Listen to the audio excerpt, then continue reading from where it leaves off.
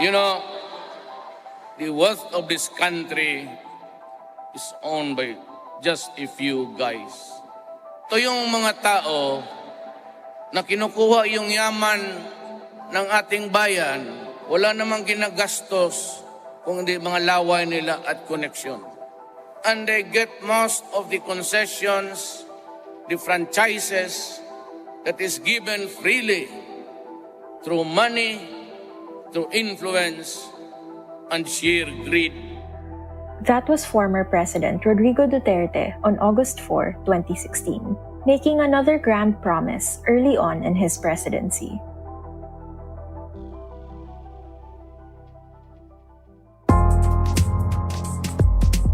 So did he actually dismantle the oligarchy? The so-called monster he vowed to destroy. I'm Bella Perez Rubio, PumaPodcast. In this final episode of the Duterte Legacy series, we take a look at one of his biggest promises yet.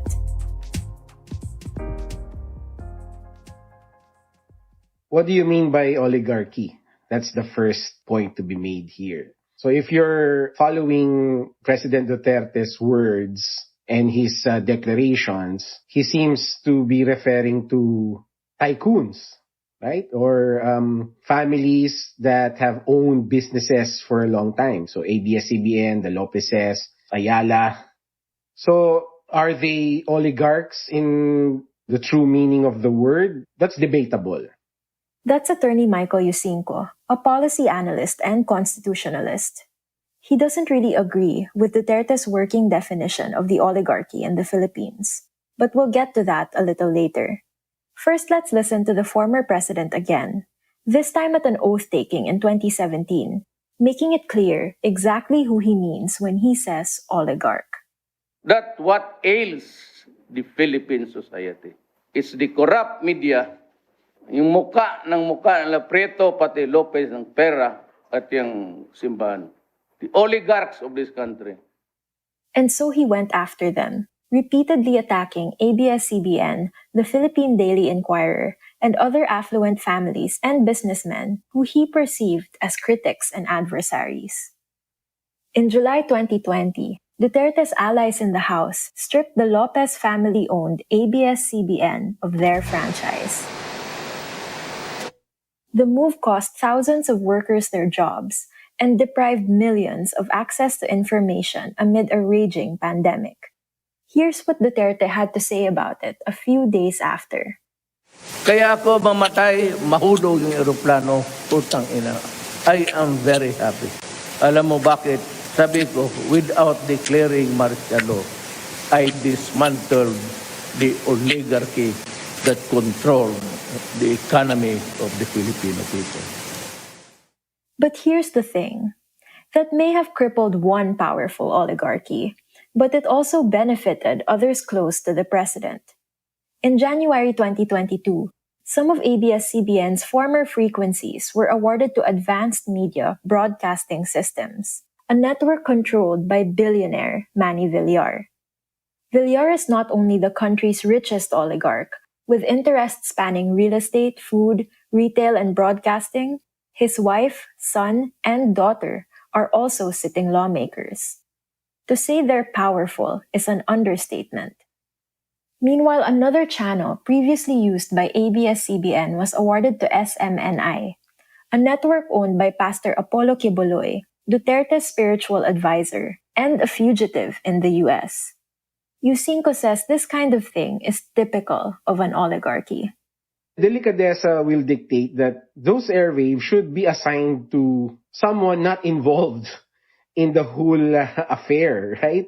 So if you are a close ally to the person that caused those airwaves to be removed from ABS-CBN, your sense of right or your sense of delicadeza would prevent you from even considering getting those airwaves. That's the very essence of an oligarchy thinking, no, na I am above these things and I'm entitled to whatever I want. Davao businessman Dennis Uy, Duterte's top campaign donor, has become the poster boy of the new oligarchy. Before Duterte came to power, Uy wasn't even known to the business elite here in Manila. He made his money by starting Phoenix Petroleum in Davao. But all of a sudden, he was everywhere. Shipping, telco, hospitality, as well as food and beverage.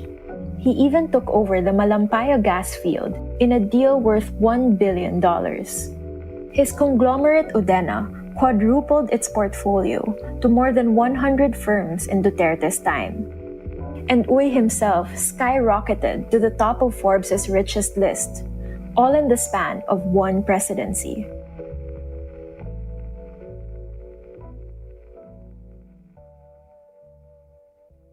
Earlier we told you that Yusinko, like many political analysts, takes issue with who Duterte identifies as oligarchs in the first place.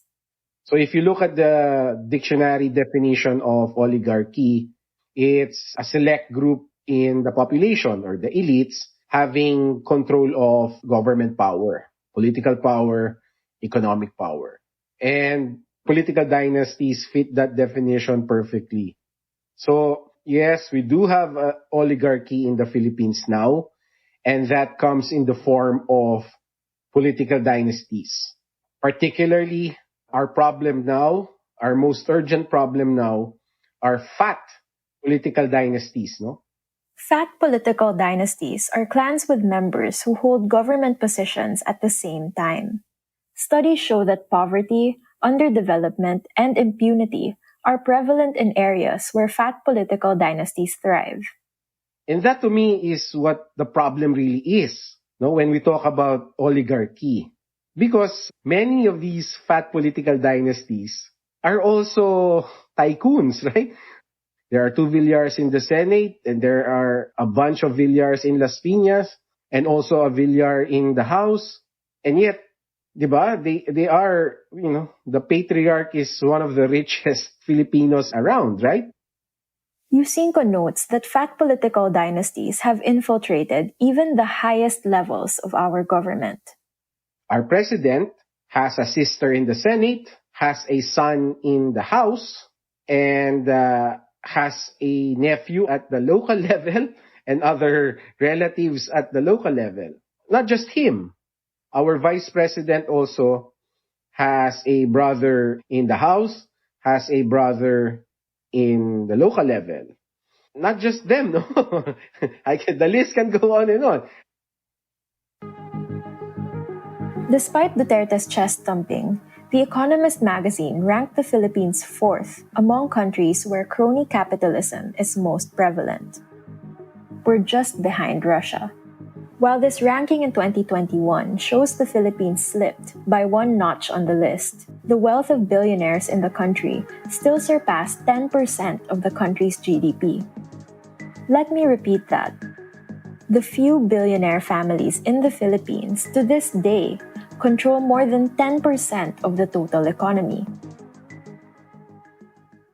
That is why I am fighting a monster. I am just 2 months older, but believe me, I will destroy their clutches sa ating bayan. So did the former president fulfill his promise to topple the oligarchy and even the playing field? The oligarchy was not destroyed, was not even diminished in my view. And the reason why I say that is our political system is still dominated by fat political dynasties. So he can say what he wants, but reality trumps whatever he says. And reality is fat political dynasties dominate both our political system and, in a way, our economy as well. And that was today's episode of Teka Teka. Again, I'm Bella Perez Rubio. This episode was edited by Presh Capistrano. If you like this special series on President Duterte's legacy, share it with a friend or two and follow Teka Teka and PumaPodcast wherever you get your podcasts. We're excited to build our community with you, and it looks like we'll be able to meet for events real soon. So if you want to stay in the loop, please go to PumaPodcast.com and subscribe to our newsletter. Thanks for listening.